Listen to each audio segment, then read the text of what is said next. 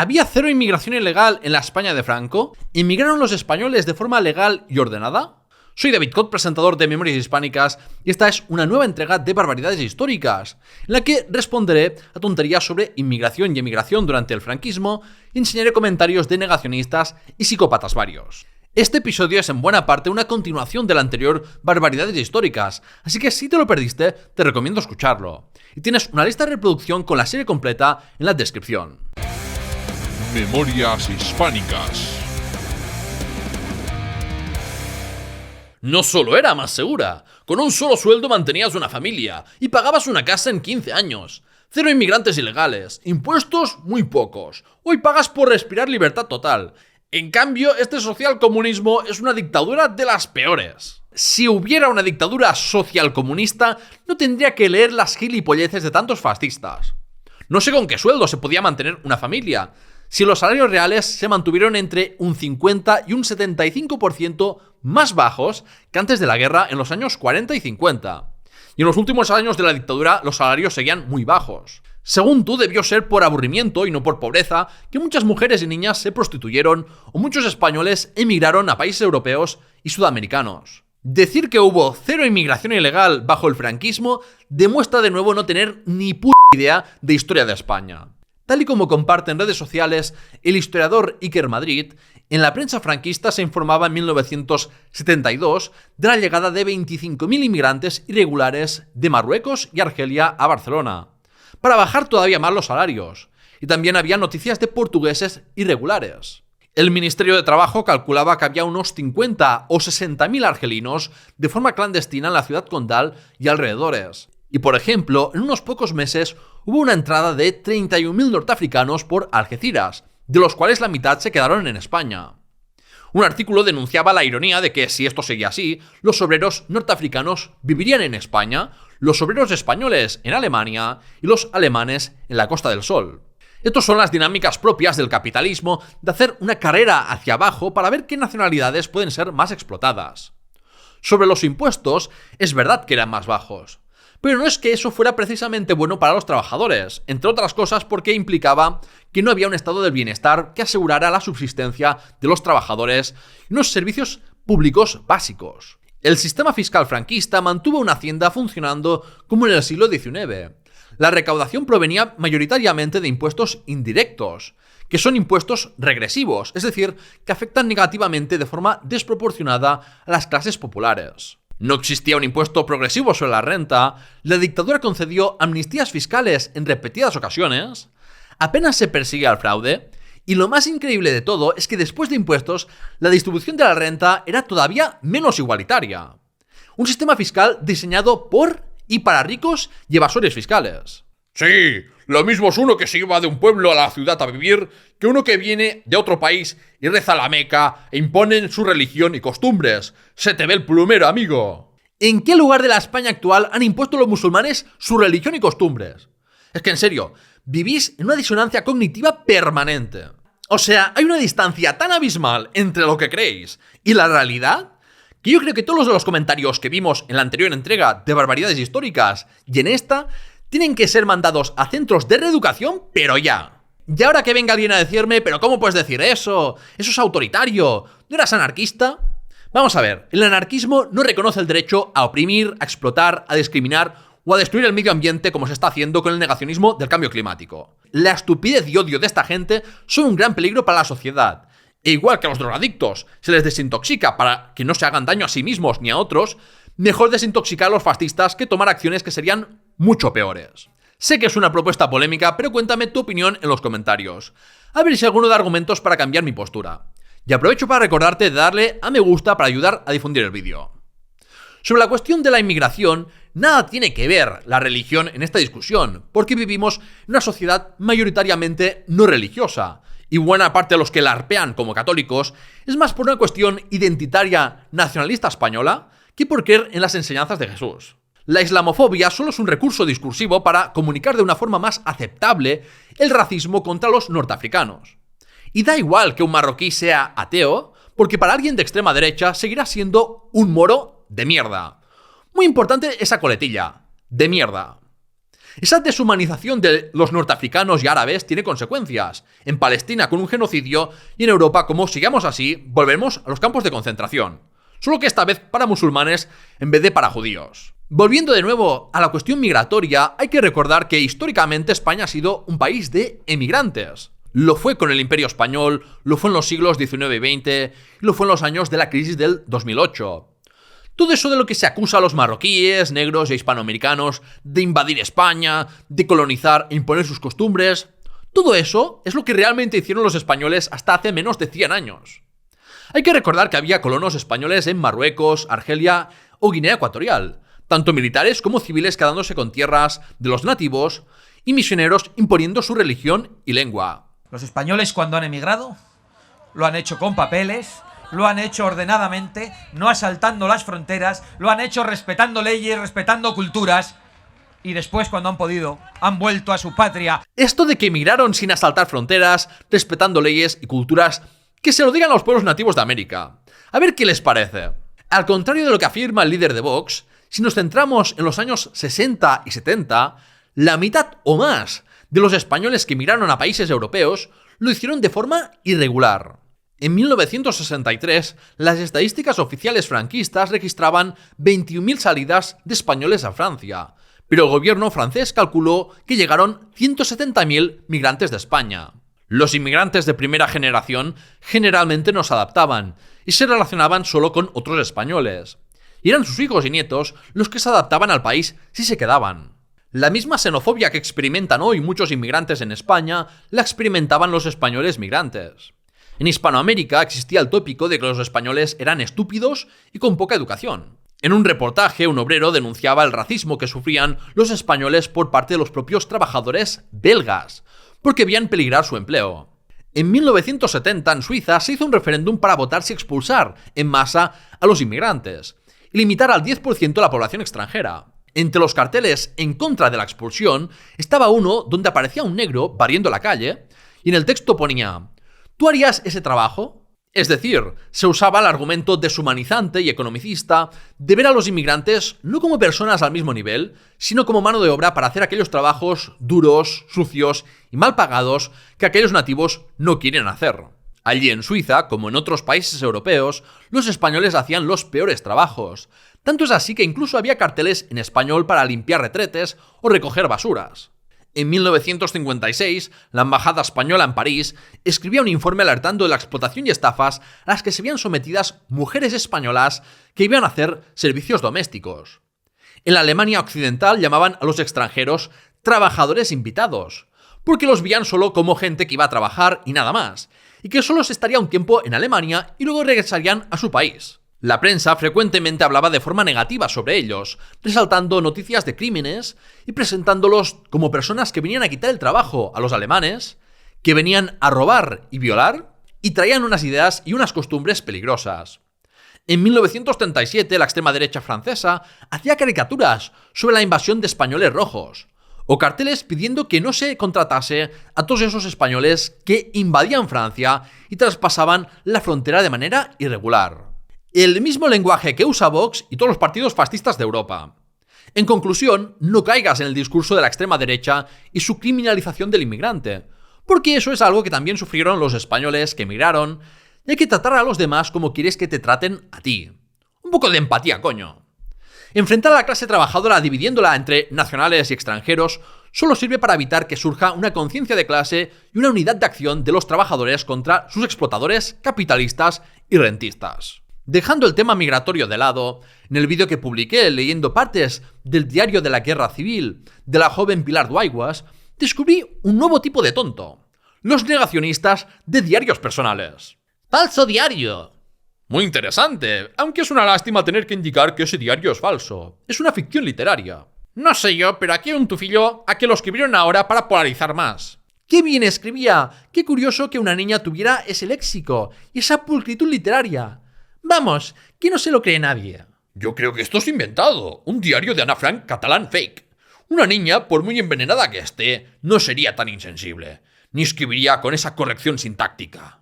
Y sé de lo que hablo. Qué casualidad que sea pro-republicanos. Refleja la mentalidad nacionalista de hoy. O sea, el gran argumento de que el diario sea falso es que escribía demasiado bien para tener entre 15 y 18 años durante la guerra. Que esto me lo dijeran si tuviera 10 o 12 años, vale, entonces sí que sería poco creíble. Pero estamos hablando de una adolescente de la pequeña burguesía, o sea que aparte de no ser ya tan joven, tenía un nivel educativo superior al habitual. Los 10 cuadernos que componen el diario de Pilar Duaigües están ahora depositados en el Archivo Nacional de Cataluña por su valor histórico, y ningún profesional los ha puesto en duda. Además, también es relevante señalar el modo en que llegó a manos de historiadores. Todo vino porque, al investigar sobre las milicianas republicanas que participaron en la expedición de Mallorca, buscaron familiares de Teresa Duaigües, hermana de Pilar. Y se entrevistaron con los hijos de Pilar, que en la conversación les mencionaron la existencia del diario. Conociendo este contexto, es ridículo pensar que lo falsificaron para no se sabe muy bien qué propósito. Menudo teatro, ya sabemos las subvenciones. Se podrían haber currado el lenguaje un poquito mejor. Meter cositas del amor y otras cosas ajenas al conflicto ayuda a dar credibilidad. Pero luego no la cagues con el lenguaje. Aparte de contar varias cosas que no sucedieron y obviar cosas que le habrían afectado mucho, como la guerra civil entre republicanos, y que no menciona. Igual tienes que revisarte la comprensión auditiva, porque lo que leí eran extractos del diario publicado que se puede comprar. Que por cierto, ni siquiera es el diario completo, porque omitieron algunas entradas repetitivas y poco relevantes. Si quieres leer todas las entradas de su diario, vas y te compras el libro, donde sí, también menciona los hechos de mayo de 1937. Lo siento, pero no me parece verdadero. Qué casualidad que empieza a escribir su diario justo el día cuando empieza la guerra, diciendo que hoy empieza la guerra, cuando nadie sabía que había empezado tal cosa. El alzamiento podía durar una semana o un mes. ¿Quién lo sabría? No se sostiene. Esto se escribió mucho después. Pero ¿quién te ha dicho que el diario empezase a escribirlo justo cuando empezó la guerra? Eso son suposiciones tuyas. Empezó a escribir el diario el 28 de enero de 1936. Yo leí a partir del golpe porque eso es lo más interesante. Y en aquellos momentos ni ella ni la mayoría de españoles creía que fuera a ser un conflicto largo. Lo de querido diario, hoy ha empezado la guerra es el título del libro. No es una frase textual de ella. ¡Vaya montón de mentiras! ¡No os lo creéis ni borrachos! ¿De dónde sacas tú esos diarios de guerra? Porque no salen ni el nodo. Y si tanto te preocupa, mírate la Santa Inquisición, que quemaba a la gente en la hoguera. Empieza por ahí, estudia y deja de mentir. Bro, ¿what? O sea, siempre recibo comentarios de idiotas en vídeos sobre la guerra civil y franquismo, diciéndome que por qué no hablo sobre paracuellos y tonterías similares. Al menos esos temas tienen una relación temporal, pero ¿cuál es el proceso mental que ha seguido esta señora para llegar a la Inquisición?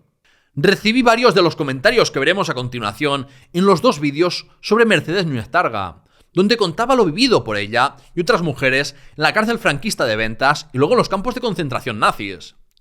Uno creía que daba demasiados detalles de las torturas. De todas formas, ahondar en los elementos gore me parece impropio en un canal de historia. Es demasiado repulsivo. Comentar alguno está muy bien. ¿Hacer un programa detallando monstruosidades? No. Un historiador no hace eso. Es más propio de youtubers morbosos. Mira, si existieran imágenes de las torturas, las hubiera puesto aunque me hubiese costado la monetización. No por morbo, sino porque hay gente a la que un texto no le convence, ni le entra en la cabeza, ni puede sentir empatía. E igual con fotos o vídeos eso cambiaría. E incluso aunque conozcas algo a nivel intelectual, verlo provoca más impacto. Créeme que a mí, el vídeo de un paciente palestino quemándose vivo por un ataque nocturno israelí nunca se me borrará de la cabeza. Pero a falta de imágenes, lo mínimo que puedo hacer es transmitir las torturas tal cual las describió Mercedes. Eso es honrar su memoria y la de las presas que le pidieron contar al mundo lo que vivió en las cárceles franquistas. No es morbo, es que se entren las cosas en la cabeza. Porque sé que no es lo mismo que te digan sin más que hubo torturas y asesinatos, que queda como algo abstracto, a que te expliquen cómo le levantaron la cabeza a un niño hasta matarlo delante de su madre, o cómo dieron palizas a mujeres embarazadas hasta hacerlas abortar. Varios en los comentarios me dijeron que no pudieron terminarse el vídeo porque era demasiado fuerte y duro para ellos, y lo entiendo.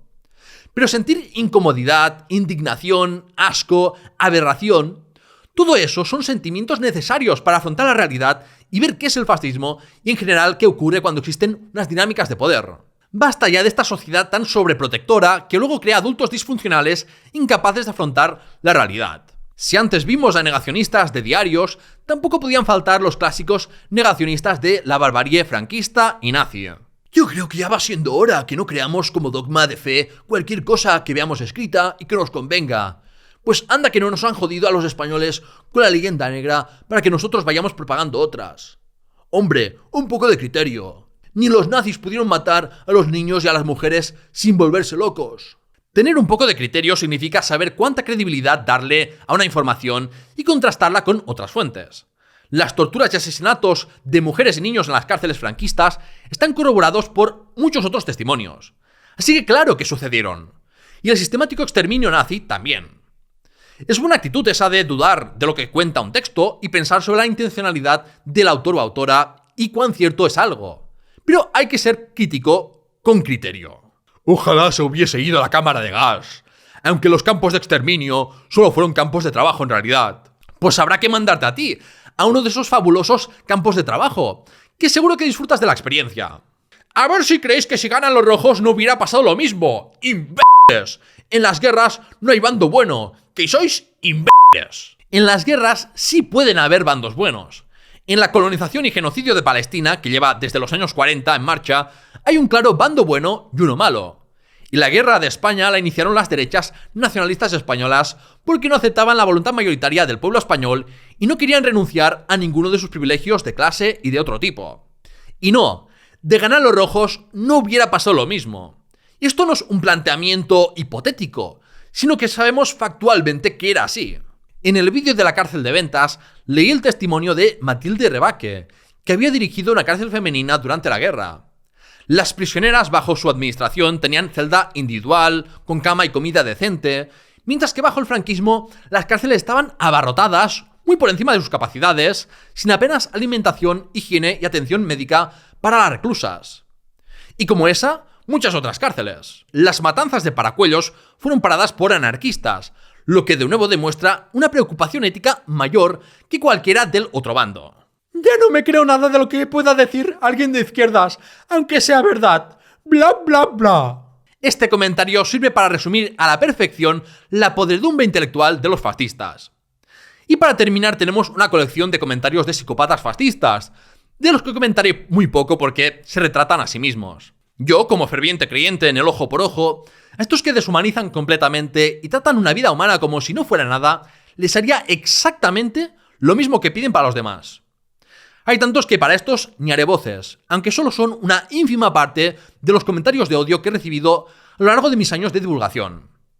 Empecemos por estos 4 sobre las terribles cárceles franquistas. A los rojos no se les puede tratar de otra manera. La lástima es que no la pasaron por las armas. La cárcel tiene que ser una cárcel, no un hotel como lo de hoy en día. Pedro Sánchez y sus secuaces a la cárcel ya, pero cárcel, no un hotel como cárcel. Ja, ja, ja, propaganda roja, me la suda lo que les pase a esos rojos. Sobre los terroristas, Queipo de Llano, Juan Yagüe y Emilio Mola, responsables de la muerte de miles de españoles, estos psicópatas fascistas demuestran que quieren hacer lo mismo. Un gran hombre y héroe español. Estos héroes necesita España, a limpiarla de esta escoria socialista. Lástima, ya no quedan hombres tan gloriosos y buenas personas. Cuando empezó a verborear pensé, genocidio. Luego dijo, contra los zurdos, mantenidos y sanguinarios y dije, bueno, pensé que era contra personas. Fiu. Ojalá volviera uno igual hoy en día. Pues me parece bien la forma en la que piensa. Siempre contigo, Yagüe. Dejaste demasiado rojos y comunistas, tenías que haber sido más cruel. Un buen hombre. Gracias a su sacrificio España fue mejor. Como Mola. 20 molas harían falta ahora. Y habrá que clonarlo. España necesita hombres que tengan que hacer lo que hay que hacer. Mola, poca limpia hiciste, porque mira lo que hay que escuchar. Con Reconquista y la Cruz de la Orden de Santiago en su perfil, como tantos derechistas, proyecta sus propias posiciones en la izquierda y dice que son ellos los que quieren otra guerra civil. Está muy feo decir esto, pero otra guerra civil se hace inevitable, o acaso incluso necesaria. Exceptuando los 40 años de paz que nos dimos en tiempos de Franco, los únicos 40 años de paz que ha tenido España en 2000 años, llevamos más de un siglo bajo la tiranía de estos enfermos mentales. Porque esto del comunismo es un virus, una enfermedad mental. Sé que es horrible lo que digo, pero la mitad de los españoles sobran. Ellos van a por la otra mitad, como siempre han hecho. Ellos y los millones de parásitos y criminales del tercer mundo que nos invaden. Votante medio de Vox. Y luego tenemos estos comentarios con amenazas contra mí y contra los izquierdistas en general. Vas a ir a la trena, te voy a denunciar. Lástima que Franco, Mola y Sanjurjo no fueran en el mismo avión. Contigo también, claro. Con estos vídeos te quitas la máscara, eres un traidor rojo. Ya serás juzgado por vendido. Os odiamos, claro. ¿Dónde está el problema? Puro odio es lo que tenemos. Esto no es un juego, vosotros o nosotros. Yo lo tengo claro. Vamos a por vosotros, no lo dudes. Os queda poco. Que nadie venga a hablarme de los rojos que le reviento. Os combatiremos, como hicieron nuestros abuelos. ¿Cómo apestas la PSOE?